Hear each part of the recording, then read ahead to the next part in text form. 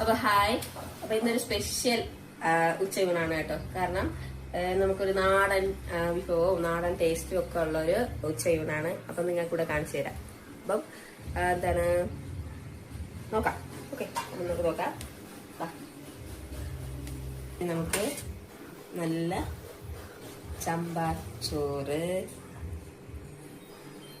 Okay, ചോറ് ഇട്ടിട്ടുണ്ട്. അത്യാവശ്യം കുറച്ച് എടുക്കാറുണ്ട് ചോറ്.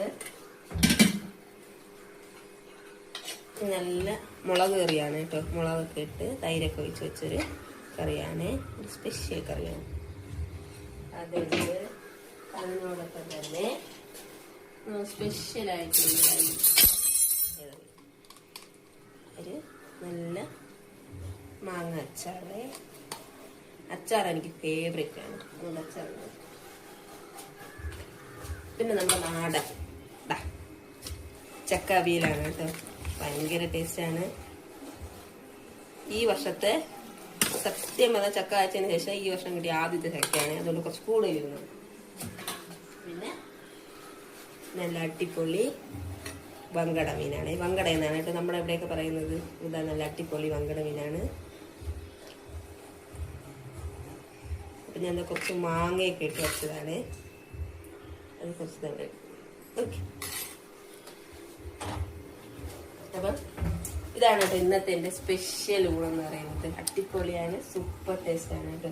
ഇത് കഴിക്കാനും അത്രയും ടേസ്റ്റാണ്. നമുക്കിതാ ഈ ചക്ക ഉണ്ടല്ലോ, ഈ ചക്കയും ഈ നമ്മുടെ മീനുണ്ടല്ലോ, മീനിൻ്റെ ആ ഒരു മാങ്ങ കഷ്ണം അങ്ങനെ എടുത്ത് ഇങ്ങനെ ജസ്റ്റ് നല്ല പെട്ടെന്ന് വേകുന്ന ചക്കയാണ് കേട്ടോ. നല്ല ചക്കക്കുരുവ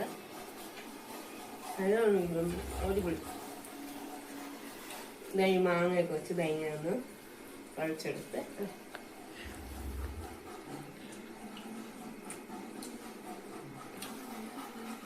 അടിപൊളി കഴിക്കണം. അടിപൊളി.